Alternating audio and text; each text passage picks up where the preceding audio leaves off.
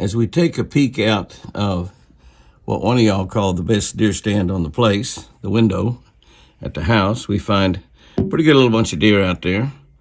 They've been out there a while, but they're kind of scattered out. And we got everybody. Got bucks and does and yearlings, fawns out there.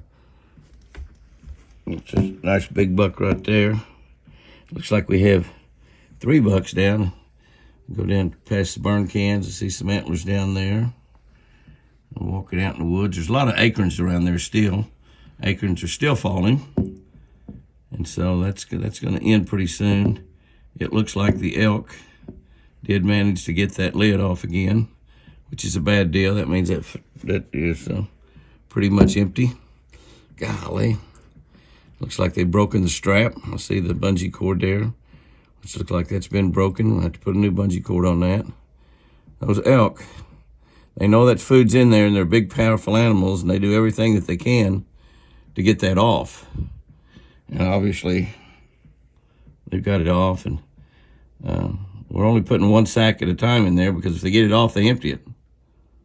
But we've got to solve that problem. Even with it wired, they managed to get it off. That's what Apache said while we were gone. And yesterday they did not get it off. Today they did. So that's not good. Apache will be down a little bit later this morning. And I'll go out there and get that thing fixed. I don't like that happening. Nice little bunch of bucks and does out there.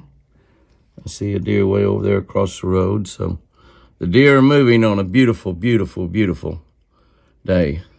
Supposed to get up around 60 today. Isn't that going to be good? I love the 60s in February, especially these first 2 weeks of February. Those are bonuses every time it makes it that. And when it makes it to 50, I feel good. Finally, I see off in the distance a few bucks around.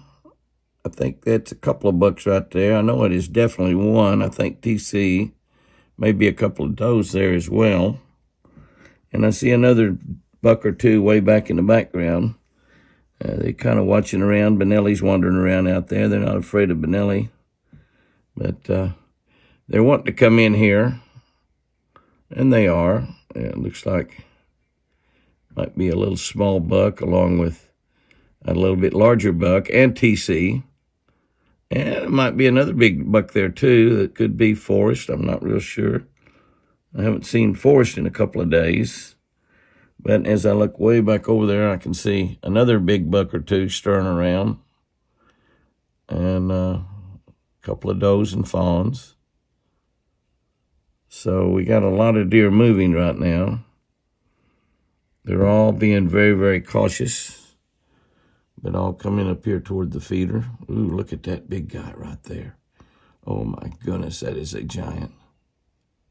That is a giant. Look at that guy coming right there. Oh, my goodness. And a small buck. And is that Buddy? He's awful cautious to be Buddy. So just like his first horns, he's a big deer. Could that be little Whitey coming back? I just don't know. Golly, look at all that. Look at all that. That possibly is Mr. Forrest right there. I want to kind of think I see a collar on that deer. His collar's fading out. I don't think that's a collar I'm looking at, though, is it? Look at that, will you? Look at that. A little spike. Little Whitey wouldn't be that spooky. They're all kind of spooky because of Benelli.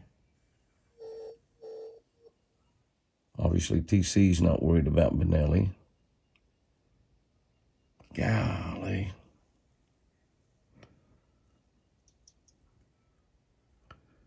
This is the deer right there I'm really wondering about. I I think the horns are darker than what Whitey's were, but that deer's got some pretty nice antlers. And they're not going to pay a whole lot of attention.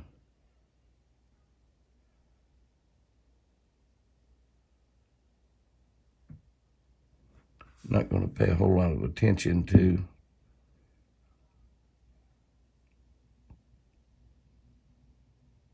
it's a big old deer. And now he's got a tag. It might be Buddy. Another deer running off through there. Here comes Apache.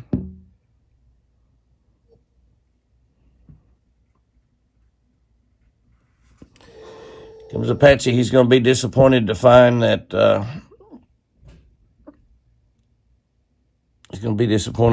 that's off again. And Benelli's running out to see Apache, so that spooked the deer a little bit. Benelli goes and meets his buddy Apache every morning when Apache comes down. Yep. He's looking at that feeder, finding out that it's off. The lid's off again. Well, as you can see, Apache's buddies are right there beside him. And he can turn his back on Forrest right this time of the year. Forrest is not going to hit him or anything. You don't want to turn your back on him during the rut, but right now it's okay. They're waiting for Apache to throw him a little feed out there, Apache. Them elk, they haven't got any. I'll throw them a couple scoops. They're waiting on you. That's three of our buddies there. The other big bucks all run off that was here a few minutes ago. But these three right here know that Apache's definitely their friend. And, of course, Forrest, Apache fed him a lot when he was a baby as well. So you can see how they're tickled there, those three, Buddy and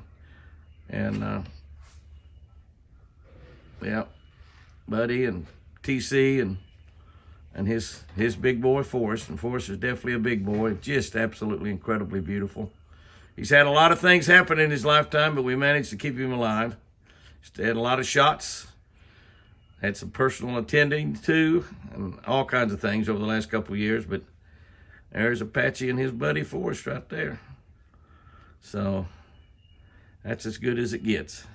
We gotta keep those elk out of that feeder. They're gonna eat us out of house and home.